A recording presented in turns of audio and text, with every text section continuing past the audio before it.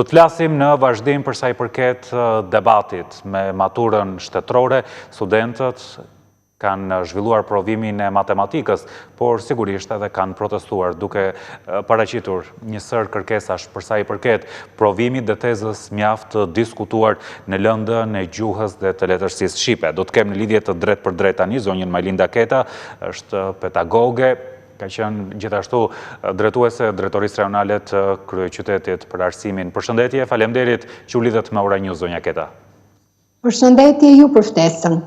Kënaqësi, si e shikoni këtë debat midis ministrisë nga një anë, ekspertëve dhe maturantëve nga ana tjetër, nga Ministria deri më tani thuhet se teza është konform programit, studentët nuk mund të ankohen për vështirësinë e tezës, megjithatë ne do të rishikojmë mënyrën se si do të llogaritet nota, nga ana tjetër specialistët janë renditur kush ka evidentuar probleme gjuhësore, kush probleme të tjera që lidhen me mënyrën se si është hartuar teza, për shembull përkthimin e saj nga një gjuhë e huaj në gjuhën shqipe, mënyra e gabuar e përkthimit, të gjitha këto si i shihni? Mbarvajtja e ditës së sotme në testin e matematikës tregoi edhe një herë që në 3 provime, 2 provime shkuan në mbarvajtje të mira, pa konflikte, pa protestë të maturantëve apo prindërve të tyre, dhe vetëm testi i letërsisë mbetet ai që çoi në një konflikt publik tashmë. Ministrinë e Arsimit, hartuesit e tezave, me taksa paguesit shqiptar, jo thjesht dhe vetëm maturantë. E parë në këtë këndvështrim, më nuk ka diskutime rreth pasaktësive shkencore që ka ky test, pasi kanë folur katedra, departamentet e gjuhës dhe letërsisë të universiteteve publike, drejtuesit e tyre, që ky test ka pasur problemet e organizimit të logjikës formale. Besoj më nuk diskuton njeri, sepse është analizuar nga profesionistë, nga mjeshtri i fjalës fuga dhe profesori, filozofi i logjikës formale, dhe as nuk ka më diskutim që ky test ishte një test që vetëm një motivim për një mbarvajtje të matjes së arritjeve të studentëve, nxënësve, në këtë rast maturant, që vinin mbas një karantine post-Covid, nuk mund të ishte ky i ofruari. Që do të thotë, sot më tepër se kur, edhe pas protestës studentore, konfliktualitetit publik me masën e prindërve të këtyre maturantëve, konfliktualitetit të ministrisë, administratorëve të saj dhe hartuesve të tezës, me akademikët dhe profesoratin e universiteteve publike, Ministria duhet të ndryshojë totalisht thelbin e paraqitjes dhe pranimit të problemit të krijuar. Së pari duhet të kërkohet një ndjesë publike për t'i kërkuar një ndjesë fëmijëve të cilët u cilësuan me të padrejtë, që motivimi i tyre i daljes për të kërkuar të drejtat e tyre përkundrejt këtij teksti jashtë çdo standardi, u cilësuan si nxitje politike. Së dyti t'i kërkojnë ndjesë taksapaguesit shqiptar, sepse duke filluar nga ministria, deri te në punë si më i thjeshtë i asaj ministrie, dhe ne pedagogët dhe mësuesit, pagohemi nga taksapaguesi shqiptar, e nëse ai nuk është i qartë për atë që ne i kemi ofruar për fëmijët e vet dhe e cilëson të tillë, atëherë faji bie mbi ne. Ka ndodhur në historinë e botës që qendra shumë të specializuar të testeve, sidomos ato që merren me testet e gjuhës angleze, kanë kërkuar ndjesë publike për pasaktësitë e shprehura gjatë provimeve të SAT në nivel botror.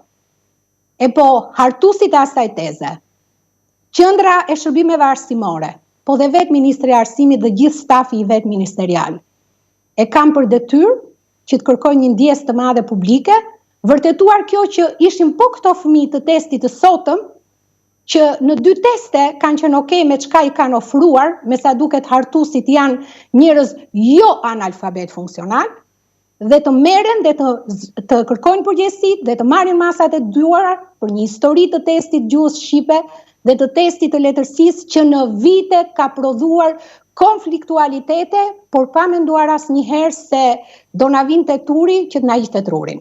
Në fakt, ty pyesja pikërisht për këtë çështje, sepse duket sikur problemi me provimin e letërsisë dhe gjuhës shqipe është i trashëguar. Ka pasur një debat, por jo kaq të madh vitin e kaluar dhe debati bëhet më i madh për shkak të turit që na i hoqi trurin të gjithëve. Por teza kishte edhe pyetje të tjera me pasaktësi logjike. Përse vijnë të gjitha këto? Sepse nga Ministria e Arsimit, nga ata që e kanë përgatitur tezën, është dashur që të futet një koncept i ri, i pyetjeve logjike, është përkthyer në mënyrë shablon, pa u përpunuar, pa u aktualizuar. Si e shikoni problemin? Risit, edhe në qoftë se i kanë dashur për t'i bërë, nuk bëhen dot asjo alogjike, as jashtë logjikës formale, as jashtë kontekstit shkencor të standardit, as larg transparencës dhe për më tepër nuk bëhet pas një karantine të një gjenerate. Së dyti, ky lloj testi, unë e theksoj edhe një herë këtë term dhe i përmbahem fort këtij termi. I ardhë në vite me histori të tilla, ku 10 bëhet e pamundur në gjuhën e nënës dhe 10 merret me shumicë në gjuhë të huaj. Kur problemi real i studentëve tanë në vitin e parë në universitet është që na shkatëruar struktura e të menduarit shqip. Dhe neve nuk duam të përkthejmë për testin e gjuhës shqipe nga materiale anglisht. Përkundrazi, materialet e shqipes të jenë të pastra për t'i dhënë mundësinë e kompetencës dhe aftësimit për një nga aftësimet që i kërkon edhe vetë programi PISA-s kur matë Shqipërinë. Së treti do të thoja që këtu ka një anashkalim të përgjegjësive ose të mos mbajtjes përgjegjësive nga Komiteti Kombëtar i vetë maturës shtetërore, i cili mbaste i gjendurë në këto pozita të kësaj periudhe post-Covid dhe faktit që pranoi të bënte një provim i cili në normalitet nuk do t'ishte, nuk pati kontrollin e duhur. Nuk lihet artimi i tezës në dorë të një njeriu apo 3 të zgjedhurve. Filtri i një matje në nivel shtetëror është filtr që duhet kalojë në disa komisione, ku anashkalimi i filtrit të akademizmit po sjell pasoja të pariparueshme për shumë politika të arsimit parauniversitar në vend. Së katërt do të thoja që në rastin e një konfliktualiteti të shprehur publikisht, në emër të misionit që ka arsimi, jashtë dhe larg partive politike apo politizimit. E vetmja gjë që nuk duhet të ndodhte ishte largimi nga etiketime të maturantëve të cilët protestojnë.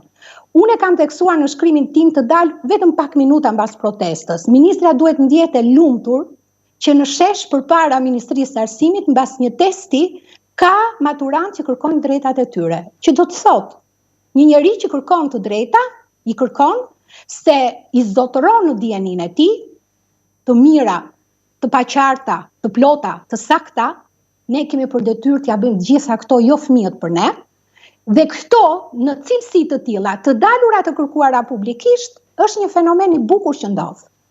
Por të pamësuar për të sjellë në mënyrë demokratike në rastin e protestave, dhe nuk është kjo vetëm e para, të pamësuar që komunikimin publik ta shohin si një detyrim të transparencës, ato humbin fillin duke i dhënë një ngjyrim i cili nuk duhet ndodhte kurrë me maturantët e 2020-s. Ministria është në faj total pasi nuk ka qenë zonja të menaxhojë një qendër shërbimes arsimore që e ka për detyrë që në momentin që mbyllet zyrtarisht testi, të shpallit testin dhe përgjigjet e pyetjeve dhe pragun e kalimit. Mbajtja e këtyre dhe zotrimi i tyre, për më tepër gabimi që thonë që do t'i shikojmë dhe pastaj mbasi të shohim që të bëjmë vlerësimet, do t'ju japim përgjigjet, thellon gabimin për të shprehur subjektivizmit dhe tendencat për të korruptuar të proces. Në fillim të Covidit dhe më pas në diskutimet e bëra publike, unë kam bërë pjesë në ato ekspertë e arsimit që kanë thënë mos bëni si vjet maturë shtetërore, të bëjë vetëm në rastet kur kjo do të ishte standard për të vazhduar studimet jashtë. Janë disa vende europiane në fakt që e ndoqën këtë shembull. Edhe Amerika, edhe në disa shtete amerikane janë anulluar. Mos vallë jemi më të mençur për të mos thënë elementin tjetër që sot një ministri duhet të ndihet shumë keq, që të rinjt shqiptar, gjenerata e re shqiptare, me ëndrat që e dim ku më së shumti janë ngritur, sepse tregon niveli i emigracionit që ka ardhur duke rënduar shifrat në anën atyre që i largojnë këtij vendi, duhet të ndihet shumë keq që ne ndjehemi të konfliktuara në testin e gjuhës am. E nëse ne ndjemi të konfliktuar në këtë lloj testi, përgjegjësia nuk është atyre maturantëve. Përgjegjësia është atyre që deklaruan një model në 16 maj dhe nuk mbajtën besën ndaj këtij modeli. Përgjegjësia është atyre që kur hartojnë një test, nuk zotërojnë rregullat formale të organizimit të një testi. Përgjegjësia është atyre që vizualisht nuk i jep një test i cili të qetësojë dhe të bëjë më të sigurt fëmijën që jep përgjigjet dhe plotëson alternativat.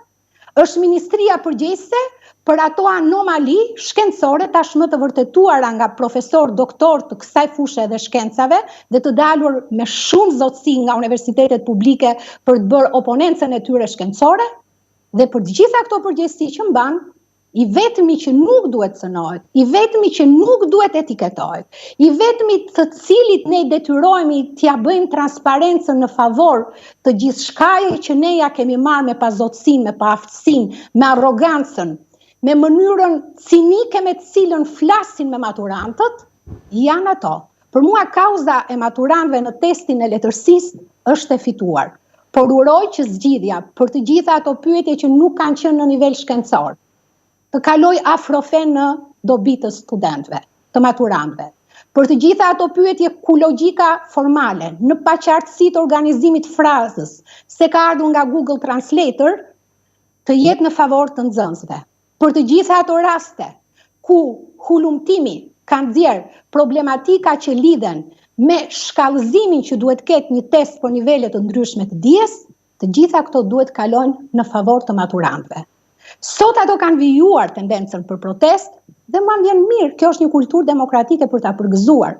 Pra, dhe pse mbaruan një test të tretë, i cili nuk ka konfliktualitet, ato janë të aftë, më shumë se ne të rriturit, pranojnë që aty ku nuk kanë problem dhe të vijojnë komunikimet e tyre në mënyrë normale në mbajtjen e përgjegjësive, dhe atje ku ka probleme, ato shprehen se do të mbrojnë të drejtat e tyre. Zonja Keta, një vetëm të jetë përpara atij sheshi.